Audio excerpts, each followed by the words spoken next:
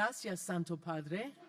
And now next, Your Holiness, Mater Amritan Daimiai, you are known for your great support of charitable causes. The Global Freedom Network welcomes your support and practical action to eradicate modern slavery once and for all. So please share with us your appeal to eradicate modern slavery.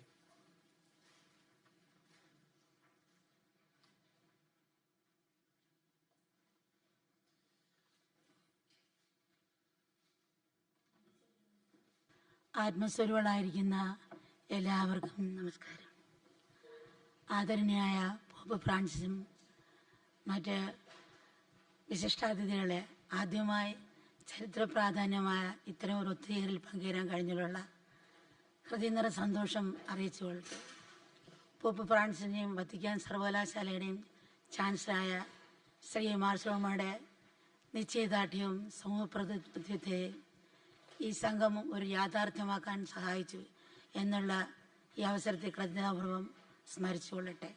പ്രിയപ്പെട്ടവരെ, ഈ നൂറ്റാണ്ടിനെയല്ല എന്നും മനുഷ്യക്കടത്ത് ലോക സമൂഹത്തിൻ്റെ ഏറ്റവും വലിയ ശാപങ്ങളൊന്നായി വർദ്ധിക്കുന്നു. തുരത്തി ഓടിക്കാൻ ശ്രമിക്കുന്നതോറും ഇരട്ടി ശക്തിയോടെ തിരിച്ചു വരുന്നൊരു ദുർഭോഗത്തിനെ പോലെ അതിന് മനുഷ്യ സമൂഹത്തെ വേട്ടയാടിക്കൊണ്ടിരിക്കുന്നു. ഇന്ന് ഭീകരവാദം ഉൾപ്പെടെ സമൂഹവിരുദ്ധ പ്രവർത്തന നെടുന്തൂണും പോഷശക്തിയുമാണ് മനുഷ്യക്കടത്ത്. പോപ്പ് ഫ്രാൻസിസ് പറഞ്ഞ പോലെ മനുഷ്യക്കടത്ത് മനുഷ്യവർഗത്തോട് ചെയ്യുന്ന ഒരു മഹാപരാധമാണ്, ക്രിമിനൽ കുറ്റമാണ്. അതിക്രൂരതയും നിന്ദ്യമായ ഈ കുറ്റകൃത്യത്തിനെതിരെ സംഘടിക്കണം. അതിനിരയായവർക്ക് ശാമോക്ഷം നൽകി സംരക്ഷിക്കേണ്ടത് ഒരു രാജ്യത്തിൻ്റെയും കടമയാണ്. സമൂഹബോധവും പ്രതിബദ്ധതയുള്ള ഓരോ പൗരൻ്റെയും ധർമ്മമാണ്.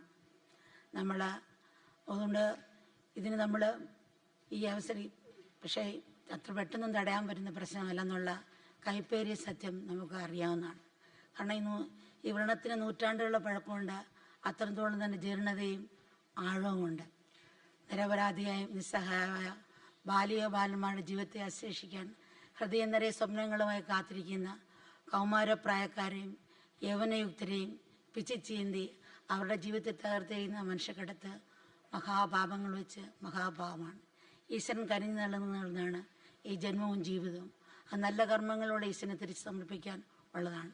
ഒരു ജീവൻ നൽകുന്ന അനുഗ്രഹം മറ്റൊരു ജീവനെ പിടിച്ചെടുക്കാനോ പിടിച്ചു പറിക്കാനോ അവകാശമില്ല. സകല ജീവജാലങ്ങളും ഈശ്വരൻ്റെ കയ്യിലെ ഉപകരണങ്ങളാണ്. ഈശ്വരൻ്റെ കോടതിയിൽ നിയമം ധർമ്മമാണ്. അത് ഓരോരുത്തരും പാലിക്കേണ്ടതും പ്രതിനിധിക്കേണ്ടതുമാണ്. മനുഷ്യക്കിടത്ത് അധർമ്മമാണ്. അതുകൊണ്ട് ആ വലയ്ക്കുള്ളിൽ പെട്ടുപോയവരെയും അതിൽ കുടുങ്ങിയവരെയും രക്ഷിക്കണം. അത് ഓരോ മതാചാര്യന്മാർ മാർഗദർശനം നേർവഴിക്ക് നയിക്കേണ്ട മതാചാര്യന്മാരുടെ കർത്തവ്യമാണ്. ഈ അധർമ്മം കണ്ടിട്ട് മിണ്ടാതിരിക്കുന്ന മൗനവും അധർമ്മമാണ്. അതിനെതിരായി ഗവൺമെൻറ്റും രാഷ്ട്ര നേതാക്കന്മാരും പഴുതുകളില്ലാത്ത നിയമനിർമ്മാണം നടത്താം. ശക്തമായ പ്രതിബദ്ധത കൊണ്ടുവരണം. ഈ അവസരം മതാചാര്യന്മാർ ഒരു ധർമ്മയുദ്ധത്തിന് തയ്യാറേണ്ടിയിരിക്കുന്നു. ആരെയും കൊന്നെടുക്കാനോ ആടുന്നും പിടിച്ചെടുക്കാനോ ഉള്ള യുദ്ധമല്ല, മറിച്ച് നിസ്സഹാരായ രാക്ഷസ മനസ്സിന് പിടിയിലാകപ്പെട്ട നിസ്സഹാര മനുഷ്യനെ രക്ഷിച്ചെടുക്കാനുള്ള യുദ്ധമാണ്. ഇവിടെ പ്രതികരണമല്ല നമുക്ക് ആവശ്യം, മറിച്ച് എല്ലാ വിഭാഗചിന്തയും മറന്നുള്ള സഹാനുഭൂതിയാണ് നമുക്ക് വേണ്ടത്. സാധാരണ മനുഷ്യനും ഇടയിൽ മതവും ജാതിയും ഭാഷയും രാജാതിർത്തികളും നിരവധി വൻമതിലുകളും അടുത്ത് ഉയർത്തിയിരിക്കുന്നു. ഈ മതിലുകളെല്ലാം കൂട്ടിയിണക്കി അതുപരിയായി സർവ്വലൗകികമായ സ്നേഹത്തിൻ്റെ ഒരു പാലം നിർമ്മിക്കണം. കാരണം ഏത് കഠിന ഹൃദയവും ശുദ്ധ സ്നേഹത്തിലലിയും, ഏത് അന്ധകാരത്തിലും അത് പ്രകാശം പരത്തും എന്നുള്ളതാണ്. അപ്പം നിസ്വാർത്ഥ സ്നേഹം മനുഷ്യരെ രാഷ്ട്രമനസ്സിനെ പരിവർത്തനം ചെയ്തവനെ രക്ഷകനാക്കി മാറ്റും. സാധാരണ പറയും, സ്വാർത്ഥ ലക്ഷ്യങ്ങളുടെ മുഖംമൂടി അണിയാതെ നിഷ്കാമ സ്നേഹം എല്ലാ മതങ്ങളുടെ അന്തസ്സത്തയായ ആത്മീയതയിൽ നിന്നുള്ള ഒരു കർമ്മപദ്ധതി ആവിഷ്കരിക്കാൻ മതാചാര്യന്മാർ തയ്യാറാണ്. എല്ലാ രാജ്യങ്ങളും മനുഷ്യക്കടത്തിനെതിരായി ഗവൺമെൻറ്റും അതിൻ്റെ ഇത്തരം സംഘടനകളും പ്രവർത്തിക്കുന്നുണ്ട്. അതുകൊണ്ട് കുറച്ചൊക്കെ വിജയം കൈവരിക്കാൻ സാധിച്ചിട്ടുണ്ട്. എന്നാൽ പക്ഷേ പച്ചജീവനുള്ള മനുഷ്യനെ ഒരു വസ്തുവിനെ പോലെ ഉപയോഗിച്ച് അവസാനം ചവിട്ടുകൊട്ടയിൽ വലിച്ചെറിയുന്നു. ഈ അനാചാരം ഒരു ബിസിനസ്സിനായി കൊണ്ടുനടക്കുന്ന ശക്തിക്കും അവർ വാരിക്കൂട്ടുന്ന സമ്പത്തിനും കുറവുണ്ടാകുന്നില്ല. അതിനിരയാകുന്ന എണ്ണവും കണക്കറ്റ് വർദ്ധിക്കുന്നു. ദുർവിധിയുടെ വേരുകൾ ഒരു വടവൃക്ഷം പോലെ പടർന്ന് പന്തലിക്കുന്നു. ഗവൺമെൻറ് നടക്കുന്ന അധർമ്മത്തിനെതിരായി ഫലവത്തായി ഒന്നും ചെയ്യാൻ കഴിഞ്ഞില്ലെങ്കിൽ ഈ നിഷ്ക്രിയത്വം വരും തമ്മിലോട് ചെയ്യുന്ന ഒരു അപരാധമാണ്.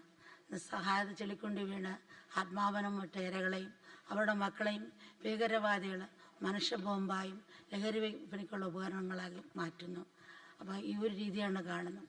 അപ്പം ഇതിൽ നിന്ന് സാധാരണ പറയുന്നത് അപ്പം മോചനം നേടണമെങ്കിൽ മറ്റുള്ളവർ ലഹരി വിൽപ്പനയ്ക്കുള്ള ഉപകരണങ്ങൾ ആക്കി മാറ്റുകയാണ് ചെയ്യുന്നത്. അപ്പോൾ അതിന് നമ്മളെതിരായി നമ്മൾ ശക്തമായിട്ട് ഫലവത്തായി കൊണ്ടുപോകണം. അപ്പോൾ അവരെ ചെളിക്കുണ്ടിൽ നിന്ന് തിരിച്ചെടുക്കാൻ വേണ്ടി നമ്മൾ ഏത് രീതിയിൽ പ്രവർത്തിക്കണമെന്ന് വെച്ചപ്പോൾ നമ്മൾ ഓർക്കുന്ന നമ്മുടെ അടുത്ത് വന്ന ആയിരക്കണക്കിന് സംഭവങ്ങൾ ചിലത് വിശദീകരിക്കും. ഒരിക്കലും ഒരു മോള് വന്ന് കരഞ്ഞു, അമ്മ എൻ്റെ മോളെ രക്ഷിച്ചു തരണം. അപ്പോൾ എന്താ മോളെ ചോദിച്ച് പറഞ്ഞപ്പോൾ എന്നെ 9 വയസ്സായപ്പോൾ ഒരു വീട്ടിൽ ഒരു കുഞ്ഞിനെ നോക്കാൻ വിലയ്ക്ക് നിർത്തി. പക്ഷെ അവർ ഓഫീസിൽ പോകുന്ന സമയം കൊണ്ട് മധ്യവയസ്സൻ വരാറുണ്ടായിരുന്നു. വന്ന് എന്നോട് കൂടുതൽ സഹായങ്ങൾ അറ്റൻഷൻ ചെയ്ത് എൻ്റെ സ്നേഹം പിടിച്ചു പറ്റി. ഇതിനേക്കാളും കൂടുതലും ശമ്പളം തരുന്ന സ്ഥലത്ത് കൊണ്ടുപോകും, ജോലി തരാമെന്ന് കൊണ്ട് കൊണ്ടുപോയി. പക്ഷെ കൊണ്ടെത്തിയ ഒരു വേശ്യാലയത്തിലാണ്. പക്ഷേ അതിന് പിന്നിൽ നടന്നിരിക്കുന്ന ക്രൂരമൃഗങ്ങളുടെ വേട്ടയാടലായിരുന്നു. അങ്ങനെ ആദ്യമൊക്കെ കരഞ്ഞും ദുഃഖിച്ചും കഴിച്ചുകൂട്ടി. പിന്നെ അതിൻ്റെ ഒരു ഭാഗമായി അതിൻ്റെ ഒരു തൊള്ളുപോലെ ഞാൻ കണ്ടു, അതിൽ ആനന്ദം കണ്ടെത്തി. 5 വർഷം കഴിഞ്ഞപ്പോൾ എനിക്കൊരു പെൺകുഞ്ഞ് ജനിച്ചു. അവരൊരു മാസത്തെ പാത്രം കൊടുക്കാൻ അനുവദിച്ചു. അപ്പോൾ എനിക്ക് വിഷമിക്കാൻ തുടങ്ങി. പക്ഷേ ഇതിൽ രക്ഷപ്പെടണമെന്ന്. പക്ഷേ നിവൃത്തിയില്ലാത്തതുകൊണ്ട് പിടിച്ചു നിന്ന്. പിന്നെ കുറച്ച് വർഷം കഴിഞ്ഞപ്പോൾ എനിക്ക് എയ്ഡ്സ് രോഗം പിടിപെട്ടു. അപ്പോൾ അവർക്ക് അവഗണന മാത്രമായിരുന്നു. പക്ഷെ എൻ്റെ കുഞ്ഞിന് കിടക്കുന്നതുകൊണ്ട് ഉള്ളതുകൊണ്ട് പിടിച്ചു നിന്നു. അവസാനം ഇവർ ഹോസ്പിറ്റലിൽ കൊണ്ടുപോകുന്ന പോലെ എന്നെ പുറത്തേക്ക് കൊണ്ടുപോയിട്ട് എന്നെ തള്ളി. എൻ്റെ കുഞ്ഞിനെ തിരിച്ചറിഞ്ഞ് എന്നോട് കാല് പിടിച്ചിട്ട് തന്നില്ല. പിന്നെ ഓരോ സ്ഥലത്തും പോയി ഒരു കാര്യങ്ങൾ പറഞ്ഞു അവിടെ കാല് പിടിച്ചു. പക്ഷെ അവരെല്ലാം ഒരു കുഷ്ഠരോഗി എന്ന് വേണം കഥ അടച്ച് എന്നെ പുറത്തേക്ക് തള്ളി. അപ്പോൾ അമ്മ, ഈ ലോകത്തിൽ എനിക്കിനി ജീവിക്കാൻ പറ്റുമെന്ന് തോന്നുന്നില്ല. എന്നെ ഹോർമോൺ കുത്തി വെച്ചിട്ട് വളർത്തിയിട്ടാണ്, ഹോർമോൺ കുത്തിയാണ് എന്നെ അവിടെ ആദ്യമൊക്കെ മുന്നോട്ട് കൊണ്ടുപോയത്. എൻ്റെ കുഞ്ഞിനെയും ഇതുപോലെ അവർ ഉപയോഗിച്ചിട്ട് ഇതിനെപ്പോലെ തള്ളുമോ, അതുകൊണ്ട് കുഞ്ഞിനെ രക്ഷിച്ചു തരണമോ പറഞ്ഞു. പക്ഷേ മറ്റുള്ളവരെ അയച്ചു. പക്ഷേ ഒത്തിരി പ്രതിബന്ധങ്ങൾ അനുഭവിക്കേണ്ടി വന്നു. ഇതുപോലെ വേറൊരു സാഹചര്യത്തിൽ ഒരു 7 അമ്മമാരോട് ഒരു ഗ്രാമത്തിൽ നിന്ന് വന്നു. എൻ്റെ കുട്ടികളെ ഇതുപോലെ അവർ വന്നിട്ട് കുട്ടികളെ കുറച്ച് സഹായം വന്ന് ഞങ്ങളുടെ സ്നേഹം പിടിച്ചു പറ്റി വിശ്വസ്തത എടുത്ത് ഞങ്ങളുടെ കുട്ടികളെ കൊണ്ടുപോയി ഇതിൻ്റെ സുഹൃത്തിൻ്റെ കമ്പനി ജോലി കൊടുക്കാമെന്ന് പറഞ്ഞു. പക്ഷേ കൊണ്ടുപോയി വേശ്യാലയത്തിൽ നിന്നാണ് പിന്നെ അറിയുന്നത് 1000 രൂപ തന്നിട്ടാണ് കൊണ്ടുപോയിരിക്കുന്നത്. അപ്പം ഈ കുഞ്ഞുങ്ങളെ മറ്റുള്ളവരെ അറിയിച്ചാൽ എൻ്റെ കുഞ്ഞുങ്ങൾക്ക് ഭാവി ഉണ്ടാകില്ല. അമ്മ എങ്ങനെയെങ്കിലും ഈ കുഞ്ഞുങ്ങളെ രക്ഷിച്ചു തരണം. നോക്കുക, 10 15 20 ഡോളറിന് വേശ്യാവൃത്തിക്കും തെരുവിലേക്കും മറ്റേ ബാലവേലയ്ക്ക് വേണ്ടി കൊണ്ടുപോവാണ്. അപ്പം നമ്മൾ ഈ ഒരു രീതിയാണ് കാണുന്നത്. അപ്പം ഇന്ന് അണ്ടം കൊടുത്താലും ബീജം കൊടുത്താലും എല്ലാത്തിനും മൂല്യങ്ങൾ ഓർത്തിക്കുന്ന കാലത്ത് ഇങ്ങനെയൊരു മനുഷ്യന് വെക്കുന്നൊരു കാലമാണ്. അപ്പം ഇതിലൂടെ മനസ്സിലാക്കേണ്ടത്, ഞാൻ ഗ്രാമങ്ങളിൽ സഞ്ചരിക്കും അവരുടെ കാണുമ്പോൾ മനസ്സിലാക്കുന്നത് ദാരിദ്ര്യം മാത്രമല്ല, വിദ്യാഭ്യാസവും കുറവാണ്. അപ്പോൾ അവർക്ക് നമ്മൾ പണം സഹായിച്ചാലും വിദ്യാഭ്യാസം കൊടുക്കാൻ അവർക്ക് 4ാം ക്ലാസ്സിൽ 8ാം പിന്നെ പഠിക്കണേ ദൂരെ പോകണം. അപ്പോൾ അവർ പഠിത്തം നിർത്തിയിരിക്കുകയാണ്. അവർക്ക് വിദ്യാഭ്യാസം ഇപ്പോൾ ഷുഗറിന് മരുന്ന് കൊടുത്താലും അതിന് പിന്നെയും ഷുഗറുള്ള ഭക്ഷണം കഴിക്കുകയാണെങ്കിൽ പിന്നെ ഷുഗർ കൂടും. അതുപോലെ മരുന്ന് ഒരു പദ്യമാണ്. അതുകൊണ്ട് ബോധവൽക്കരണമാണ് നമുക്ക് ആവശ്യം. സാധാരണ അമ്മയെടുത്തെത്തിയ ഒരു 80% ആൾക്കാരെയും വേശ്യകൾ നമുക്ക് രക്ഷിക്കാൻ പറ്റി. ആ ഒരു അവയർനെസ് കൊടുത്തപ്പം പിന്നെ പറ്റിയില്ല. അപ്പോൾ 20% വരും നിന്നില്ല. പിന്നെ ബലം ചെയ്തില്ല. കാരണം അവർ സ്വയം തിരഞ്ഞെടുത്തായിരിക്കും എന്ന് വിചാരിച്ചു. പക്ഷെ അതിന് പിന്നെ ബോധവൽക്കരണം കൊടുത്തപ്പോഴാണ് അച്ഛൻ ലഹരി കഴിക്കാൻ പോയും കഴിച്ചപ്പോൾ മക്കളെയും ഇങ്ങനെ വേശ്യാലയത്തിൽ വെക്കാൻ കൊടുക്കാൻ ഭാവിച്ച് കുഞ്ഞുങ്ങളെ മനസ്സിലാക്കി തിരിച്ചു വന്നിട്ടുണ്ട്. അപ്പോൾ നമുക്ക് ഈ ബോധവൽക്കരണം പിന്നിലും അതിന് മുമ്പേയും കൊടുത്താൽ വലിയ വ്യത്യാസം ഉണ്ടാക്കുവാൻ പറ്റും തോന്നുന്നു. ജീവിക്കാനുള്ള വിദ്യാഭ്യാസം. വയറ്റപ്പഴുപ്പിന് വിദ്യാഭ്യാസം വേണം. എന്നാൽ ജീവിതത്തിലുള്ള വിദ്യാഭ്യാസം എന്ന് പറഞ്ഞാൽ ലോകത്തിൻ്റെയും ലോകത്തിൻ്റെയും സ്വഭാവം, മനസ്സിൻ്റെയും വികാരങ്ങളെ പറ്റി പഠിക്കുക. വിദ്യാഭ്യാസ ലക്ഷ്യം യന്ത്രങ്ങളുടെ മാത്രം മനസ്സിലാക്കുന്ന ഒരു വിഭാഗം ജനങ്ങളെ സൃഷ്ടിക്കുകയല്ല. വിദ്യാഭ്യാസം കൊണ്ട് പൂർണ്ണ സംസ്കാരമാണ്. പരിഷ്കാരികളാം വിദ്യാഭ്യാസം വേണമെന്നില്ല. ഇപ്പോൾ പല മക്കളും പറയും കാമം ഒരു വിശപ്പാണെന്ന് പറയും. നമ്മളൊരു ഹോട്ടലിൽ പോയി ഭക്ഷണം ഓർഡർ ചെയ്യുമ്പോൾ മുമ്പിൽ ഒരു ഭക്ഷണം വയ്ക്കും. ചുറ്റുമിരിക്കുന്നവർ പല ഭക്ഷണങ്ങളുണ്ട് വയ്ക്കും. നമുക്ക് തോന്നും അത് കഴിച്ചാൽ എന്താ, ഇതായിരുന്നു ഇതെന്താ, പല ആഗ്രഹം തോന്നും. പക്ഷേ എല്ലാം കൂടെ വലിച്ചു വാരി കഴിക്കാൻ സാധിക്കില്ല. അപ്പോൾ അതിനുമുമ്പ് ഒരു നിയന്ത്രണം നമുക്ക് ആവശ്യമാണ്. അപ്പോൾ അതുപോലെ അതുകൊണ്ട് കുട്ടികളിലെ നമുക്ക് ആ ബോധവൽക്കരണം കൊടുക്കുന്നത് നല്ലതായിരിക്കും. കുഞ്ഞിലെ എൻ്റെ അമ്മ പറഞ്ഞ നദി ദേവിയാണ്, അത് മൂത്രം ഒഴിക്കൽ തുപ്പരുതെന്ന് പറഞ്ഞു. പക്ഷെ വെള്ളത്തിലൂടെ എടുക്കുമ്പോൾ ആ വെള്ളം തട്ടുമ്പോൾ തന്നെ മൂത്രം മുട്ടും. പക്ഷേ ആ മനസ്സിൽ പറഞ്ഞ ചിന്ത വരുമ്പോൾ സ്വിച്ച് ഓഫ് ചെയ്ത് കൺട്രോൾ വരും. അപ്പോൾ നദിക്ക് എല്ലാം ശുദ്ധീകരണം മൂത്രം ഒഴിക്കാത്തതുകൊണ്ട് വീണ്ടും കുളിക്കുമ്പോൾ നമുക്കാണ് ശുചീകരണം കിട്ടുന്നത്. അപ്പോൾ ഈശ്വരനുണ്ടോ ഇല്ലെന്നുള്ള വാദങ്ങളുണ്ടാകാം. പക്ഷേ ഈശ്വരവിശ്വാസം, ഭക്തി ആ സമൂഹത്തിലും മൂല്യങ്ങളും താളലയത്തെയും കൊണ്ടുവരുന്നു. അതാണ് നമുക്ക് ആവശ്യം. റോഡുണ്ടാക്കിയിരിക്കുന്ന ഇഷ്ടത്തിന് വണ്ടി ഓടിക്കാനല്ലെന്ന് പലരും ചോദിക്കും. പക്ഷെ ഇഷ്ടത്തിന് ഓടിച്ചാൽ എങ്ങനെയായിരിക്കും? ട്രാഫിക് ലൈഫ് നിയമം പാലിക്കുന്ന പോലെ ഓരോന്നിനും ഓരോ ധർമ്മമുണ്ട്. അതുപോലെ ബാലവേലയുടെ കാര്യങ്ങളും പറയുന്നുണ്ട്. നമ്മൾ ഒരു ഭാഗം മാത്രമാണ് കാണുന്നത്, മറുഭാഗം നമ്മൾ ശ്രദ്ധിക്കേണ്ടിയിരിക്കുന്നത്. എങ്കിലേ അതിന് മാറ്റിക്കൊണ്ടുവരാൻ സാധിക്കുള്ളൂ. ഒരു 10 വയസ്സുള്ള കുഞ്ഞിനെ കോഫിനേജ് കൊണ്ടുവന്നപ്പോൾ എൻ്റെ അച്ഛനമ്മയും മരിച്ചുപോയി, സഹോദരിയും മരിച്ചുപോയി. അച്ഛൻ നേരത്തെ മരിച്ചു, അമ്മയും കുഞ്ഞും ഒരു തീപ്പെട്ടി കമ്പനി ജോലി ചെയ്താണ് കഴിഞ്ഞത്. അമ്മയ്ക്ക് കിഡ്നിക്ക് അസുഖമായി, പിന്നെ ജോലിക്ക് പോകാൻ പറ്റാണ്ടായി. അപ്പം എന്ത് ചെയ്തു?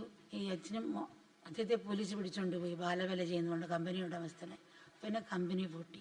അപ്പോൾ ഇവർക്ക് മറ്റു നിവൃത്തിയില്ല, അമ്മയും മോളും ആത്മഹത്യ ചെയ്തു. അപ്പം നമ്മളൊരു ഭാഗം മാത്രം നോക്കുമ്പം മറുഭാഗത്ത് ഇവരെ തെരുവിൽ നിർത്തുമ്പോൾ തെരുവിലേക്ക് ഇറക്കണോ ആത്മഹത്യക്ക് കൊണ്ടുപോകണോ, അത് നമ്മൾ ചിന്തിക്കേണ്ടിയിരിക്കുന്നു. സ്വയം പരിവാഹമായ ഭാവി സുരക്ഷിതമാക്കാനുള്ള ക്രമീകരണങ്ങൾ നമുക്ക് ആവശ്യമാണ്. ആധ്യാത്മിക തുടക്കവും കാരണത്തിലാണ്, അതിൻ്റെ പൂർണ്ണതയും കാരണത്തിലാണ്. കാരണമെന്ന് ഒറ്റപ്പദം പ്രവർത്തിച്ച് കൊണ്ടുവന്നാൽ ഇന്ന് ലോകത്ത് നടമാണെന്ന 90% പ്രശ്നങ്ങളും പരിഹരിക്കാൻ സാധിക്കും. പക്ഷിയെപ്പോലെ പറക്കാനും മത്സ്യത്തെപ്പോലെ നീന്താനും നമ്മൾ പഠിച്ച് മനുഷ്യനെപ്പോലെ നടക്കാനും ജീവിക്കാനും മറന്നുപോയിരിക്കുന്നു. സാധാരണ പറയും 2 തരത്തിലുള്ള ദാരിദ്ര്യമുണ്ട്. ഒന്ന് ആഹാരം, ഭക്ഷണം, കിടപ്പടം കിട്ടാതെ ദാരിദ്ര്യം അനുഭവിക്കുന്നത്. രണ്ടാമത് സ്നേഹവും കാരുണ്യവും കിട്ടാതെ.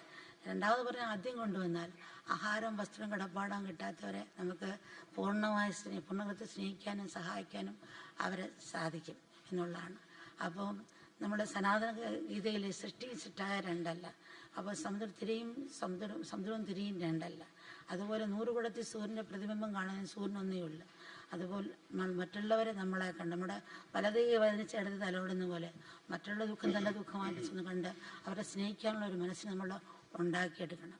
എല്ലാ രാജ്യത്തിലും, ലോകത്തിലെ എല്ലാ രാജ്യത്തിലും എല്ലാ മതത്തിൽപ്പെടുന്നവരും മനുഷ്യക്കിടത്തുന്ന സമൂഹവിരുദ്ധ പ്രവർത്തനയിരയായി കൊടും യാതനയും ദുരിതവും അവരനുഭവിക്കുന്നുണ്ട്.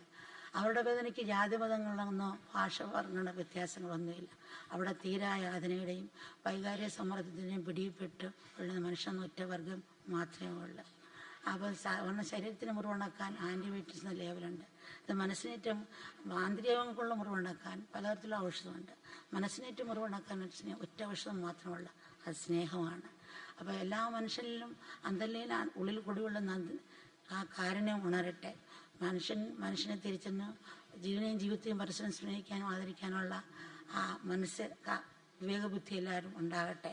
അതുപോലെ ഭൂതകാലത്ത് നമ്മൾ ഈ മനുഷ്യക്കടത്തിനെതിരായവരുടെ ആ മുറിപ്പാടുകൾ ഉണക്കാനും ഭൂതകാലത്തെ അടിച്ചുപിടിച്ച അന്ധകാരത്തും പുറത്തു വന്ന് പുതിയൊരു പ്രഭാത സൂര്യൻ ജീവിതത്തിലേക്ക് സ്വാഗതം ചെയ്യാനും അവർക്ക് കഴിയട്ടെ.